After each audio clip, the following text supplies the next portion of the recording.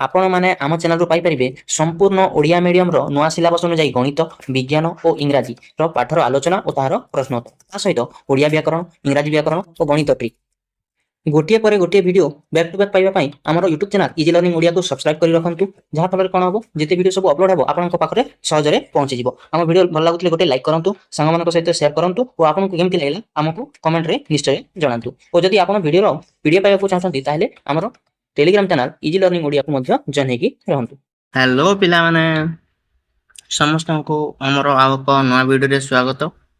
तो तमे जानिथिबो हम आरंभ करथिले षष्ठ श्रेणी गणित चतुर्थ अध्याय जा होची हमर तथ्य उपस्थापना और परिचालन तार हम ऊपर जा होची ए पर्यंत हम सरी जाइतिला पेज नंबर हमर 100 हम एहाठार आगो को आज ए वीडियो रे कंटिन्यू रखिबा जहा कि 4.5 कलात्मक एवं सौंदर्यबोध दिग। ठीक अछि आरंभ करबा। देखो पूर्व विभाग रे वर्णित सोपान गुड़िक सहित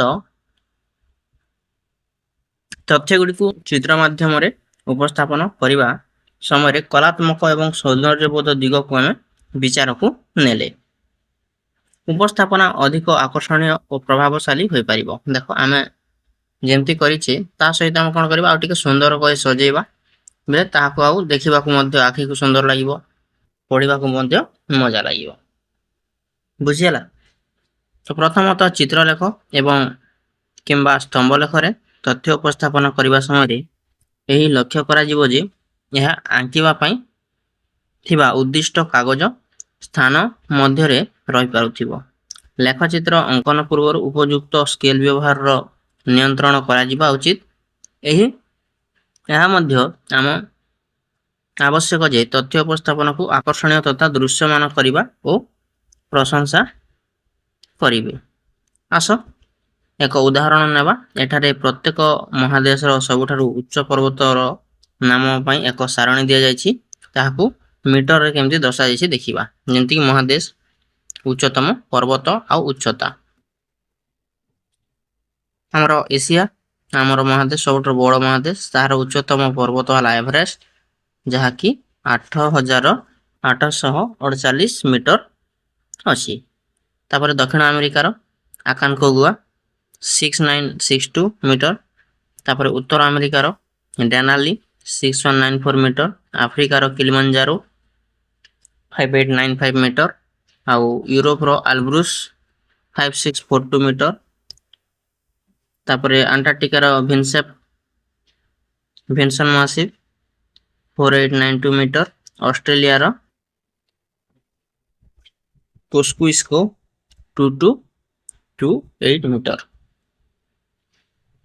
एठारे एवरेस्ट पर्वत कोस्कुइस्को पर्वत अपेक्षा केते अधिक उच्च। देखो एवरेस्ट हला 8848 थिला बेले कोस्कुइस्को हला 2228 तो केते उच्च होबो या को हम वियोग करी कि मध्य ता जानि परिबा। 8 रो 8 गले 0 4 रो 2 गले 2 हमरो 8 रो 2 गले 6 आ 8 रो 2 गले 6 6 6 200 मीटर अधिक बोली हमें लिखि परिबा बुझियला। डेनाली एवं किलिमंजारो पर्वतर उच्चता रे अधिक पार्थक्य अछि कि। देखो डेनाली और किलिमंजारो रे डेनाली रे केते अछि 6194 और किलिमंजारो 5895 तो उच्चता रे कोन अछि पार्थक्य अछि किंतु एते अधिक पार्थक्य नाही नाही बहुत गुड़े संख्या थिबा सारणी रु यह सहजरे बुझी हुए नाही। तो आमे कोन करबा देखिचे पूर्वर मध्ये जानिचे जे एक संख्या सारणी को स्तंभ लेख जदि रूपांतरित कर दबा तो कोटा उच्चता अधिक थिबो कोटा उच्चता कम थिबो आमे ताहाकू देखिकी अति सहजरे जानि पाइबा। एठार प्रत्येक मूल्य एक भू समांतर स्तंभ भाव रे अंकन करा जायछि संख्या आधार रे लंबा किंबा छोट होइथांती। याकू देखिबा माथरे पर्वत मानकर उच्चता तुलना करबा अति सहज होई जाय। हम चित्र को देखिले अति सहज रे जानि पारबे एते जेतु सब लेखा अछि ताको हम पढिबा को पडुछि कोटा बड़ अछि कोटा छोट अछि को संख्याटी बड़ को संख्याटी छोट किंतु हम जदी ताको स्तंभ लेख रे दर्शेबा ताहले हमको न पढि कि मध्ये जानि जिबा जे कोटा अधिका लंबा उच्च ଅଛି ବୋଲି ପର୍ବତ ଅଛି ବୋଲି ଆମେ ଜାଣିଯିବା। ଦେଖ ଯେମିତିକି ଏଠି ତିଆରି କରାଗଲା। ଏସିଆର ଏଭରେଷ୍ଟ ଦେଖ କେ ପର୍ଯ୍ୟନ୍ତ ଯାଇଛି, ଏ ପର୍ଯ୍ୟନ୍ତ ଯାଇଛି, ଏଇଟା ମାନେ ତ ସବୁଠାରୁ ଅଧିକ ଅଛି, ଏମିତି ଦେଖିକି ଜାଣିଗଲେ।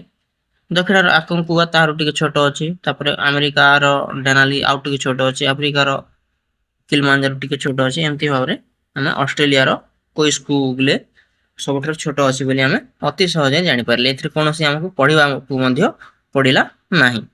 ତ ଏମିତି ଆମେ ସ୍ତମ୍ଭ ଲେଖ ଯଦି ସଜେଇଦେବା ତାହେଲେ ବହୁତ ଗୁଡେ ଡାଟାକୁ ଆମେ ଅତି ସହଜରେ ତାହାକୁ ଜାଣିପାରିବା।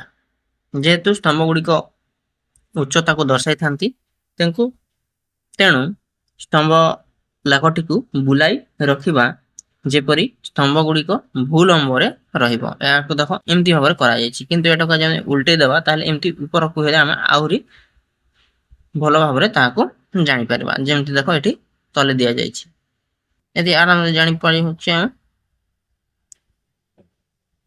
ଏଠି ଆମେ ଆରାମରେ ଜାଣିପାରୁଛେ ହେଲା। ଏହି ସ୍ତମ୍ଭ ଲେଖରୁ ପର୍ବତ ଗୁଡିକର ଉଚ୍ଚତା ତୁଳନା କରିବା ଏବଂ ଦୃଶ୍ୟମାନ କରିବା ସହଜ ହୋଇଯାଏ। ଦେଖ ଏବେ ଆମକୁ ପଢିବାକୁ ପଡୁନାହିଁ ଯେ କୋଉଟା ବଡ ଅଛି, ଯୋଉଟା ଲମ୍ବା ଦିଶୁଛି ତାହାକୁ ଆମେ ବଡ ବୋଲି ଦେଖିଦେବା ହେଲା। ସାଧାରଣତଃ ଉଚ୍ଚତା ମାପକୁ ଦର୍ଶାଇବା ପାଇଁ ଭୂଲମ୍ବ ବିଶିଷ୍ଟ ସ୍ତମ୍ଭ ଗୁଡିକୁ ନେଇ ସ୍ତମ୍ଭ ଲେଖ ପ୍ରସ୍ତୁତ କରାଯାଇଥାଏ। ଯୋଉଟା ଉଚ୍ଚତା ଥାଏ ସେଟାକୁ ଆମେ ଏମିତି ଆକାରରେ ସ୍ତମ୍ଭ ତିଆରି କରିବା କଥା। ଏମିତି ଆକାରରେ କଲେ ଆମକୁ ଟିକେ କନଫ୍ୟୁଜନ ମଧ୍ୟ ହେଇପାରେ। ଯୋଉଟା କି ଉପରେ ଥିଲା ଏମିତି କରିବା ନାହିଁ, ଆମେ କଣ କରିବା, ଯୋଉଟା ଉଚ୍ଚତା ଗୁଡିକୁ ଦେଇଛି ତାହାକୁ ଆମେ ଏମିତି ଆକାରରେ ଉପରକୁ ଭୂଲମ୍ବରୁ ନେଇକି କରିବା। ଦେଖ ସାଧାରଣତଃ ଭୂପୃଷ୍ଠର ଉପରକୁ ମାପ କରାଯାଉଥିବା ଉଚ୍ଚତା ଗୁଡିକୁ ଆମେ ସ୍ତମ୍ଭ ଆକାରରେ ଉପସ୍ଥାପନ କରିବା। ବୁଝିବା ପାଇଁ ସହଜ ହେବ, ଅଧିକ ଉପଯୁକ୍ତ ହେବ, ଆକର୍ଷଣୀୟ ମଧ୍ୟ ହେବ। ଲେଖ ଚିତ୍ରକୁ ସ୍ତମ୍ଭ ଭାବରେ ପରିପ୍ରକାଶ କରିବାକୁ ସ୍ତମ୍ଭ ଲେଖ ବୋଲିକି କୁହାଯାଏ, ଆମେ ଯାହାକୁ ଆଗରୁ ପଢି ଆସୁଛୁ। ସେହିଭଳି ଭୂମି ସହ ସମାନ୍ତର ଭାବେ ଦୈର୍ଘ୍ୟ ଗୁଡିକୁ ଭୂ ସମାନ୍ତରରେ ଦର୍ଶାଇଲେ, ଯାହାକି ଆମେ ପୃଥିବୀର ସ୍ଥାନାନ୍ତର ମଧ୍ୟରେ ଦୂରତା ପ୍ରାୟତଃ ଅଧିକ ଉପଯୁକ୍ତ ଅଟେ। ଏହାକୁ ଆମେ ଭୂ ସମାନ୍ତର ସ୍ତମ୍ଭ ଲେଖ ବୋଲି କହିଥାଉ। ଯୋଉଟାକୁ ଏମିତି ଆକାରରେ ଦର୍ଶାଯାଏ ତାହାକୁ ଆମେ ଭୂ ସମାନ୍ତର ସ୍ତମ୍ଭ ଲେଖ କହିବା, ଆଉ ଏମିତି ଆକାରରେ କହିବା ତାହାକୁ ଆମେ ସ୍ତମ୍ଭ ଲେଖ ବୋଲି କହିବା। ଏହାକୁ ଭୂଲମ୍ବ ସ୍ତମ୍ଭ ଲେଖ ବୋଲି ଆମେ କହିବା। ତ ବୁଝିପାରିଲ, ଅତି ସହଜ, କିଛି ନାହିଁ। ଏବେ ଆମେ ଆସ ବୁଝିବା। ଦେଖ ଏଠି ଦୁଇଟି କ୍ୱେଶ୍ଚିନ୍ ଦେଇଛି, ତାହାକୁ ଆମେ ଏଠି କରିନେବା।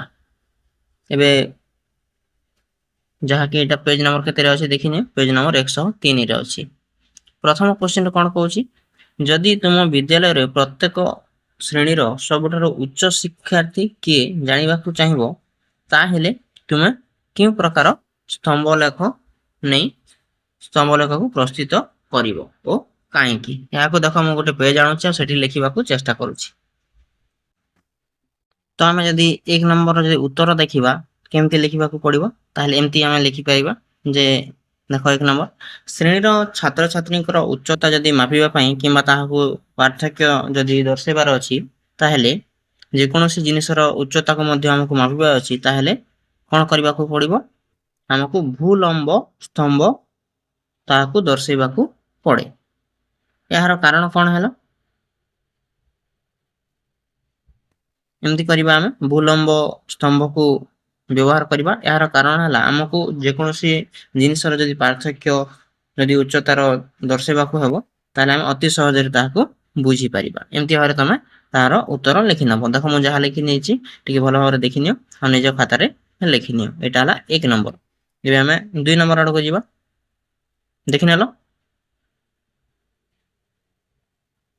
ପୁଶ କରିକି ଲେଖିନିଅ ହେଲା। ଏଠି ଦେଖ 2 ନମ୍ବର ଦେଇଛି। 2 ନମ୍ବର ଆମକୁ ପଚାରିଛି, ଯଦି ତୁମେ ପ୍ରତ୍ୟେକ ମହାଦେଶର ସବୁଠାରୁ ଲମ୍ବା ନଦୀ କିଏ ଜାଣିବା ପାଇଁ ନଦୀମାନଙ୍କର ଦୈର୍ଘ୍ୟ ଗୁଡିକୁ ନେଇ ସ୍ତମ୍ଭ ଲେଖ ପ୍ରସ୍ତୁତ କରିବାକୁ ଚାହୁଁଛ, ତେବେ ତୁମେ କେଉଁ ପ୍ରକାର ସ୍ତମ୍ଭ ବ୍ୟବହାର କରିବ, ସ୍ତମ୍ଭ ଲେଖ ବ୍ୟବହାର କରିବ, ଯେମିତି କି ଭୂ ସମାନ୍ତର ନା ଭୂଲମ୍ବ। କାହିଁକି ଏହି ସୂଚନା ପାଇବାକୁ ଚେଷ୍ଟା କର ଏବଂ ତାପରେ ସମ୍ପୃକ୍ତ ସାରଣୀ ଏବଂ ସ୍ତମ୍ଭ ଲେଖ ପ୍ରସ୍ତୁତ କର। କେଉଁ ମହାଦେଶର ସବୁଠାରୁ ଲମ୍ବା ନଦୀ ଅଛି ତାହାକୁ ମଧ୍ୟ ଆମକୁ ପଚାରିଛି। ଦେଖ ପ୍ରଥମେ ଆମେ ଯାହା ଉତ୍ତର ଲେଖିନେବା, ତାପରେ ତାହାକୁ ବୁଝିନେବା। ତ ଦେଖିନିଅ ଆମେ ଏମିତି ଭାବରେ 2 ନମ୍ବର ଉତ୍ତର ଲେଖିନେବା। ଯଦି ଆମେ ଲମ୍ବା ନଦୀକୁ ଦର୍ଶାଇବାକୁ ଅଛି ହେଲେ ଆମେ ଭୂ ସମାନ୍ତର ସ୍ତମ୍ଭ ଲେଖରେ ତାହାକୁ ଦର୍ଶାଇବା, କାରଣ ନଦୀର ଲମ୍ବା ତାର ଦୂରତାକୁ ନେଇ ହେଇଥାଏ ନା କି ତାର ଉଚ୍ଚତାକୁ ନେଇ। ସେଥିପାଇଁ ଆମେ ଏହାକୁ ଦର୍ଶାଇବା ପାଇଁ ଭୂ ସମାନ୍ତର ସ୍ତମ୍ଭ ଲେଖକୁ ବ୍ୟବହାର କରିବା।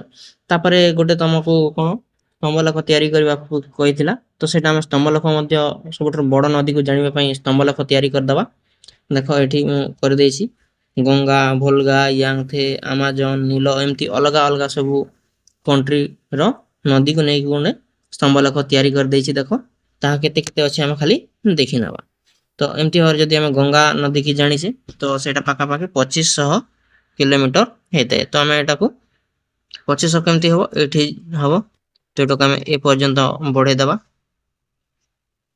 ବୁଝିଗଲା? ଏ ପର୍ଯ୍ୟନ୍ତ ତାକୁ ଆମେ ବଢେଇ ନବା। ସେମିତି ଭୋଲଗା, ଏଟା ଦେଖ ମୁଁ ଲେଖି ଦଉଛି ଏଠି 2500 ଆଉ ଜାଣିବାକୁ ଭଲ ହବ। ତାପରେ ଭୋଲଗା ପାଖାପାଖି 3500 କିଲୋମିଟର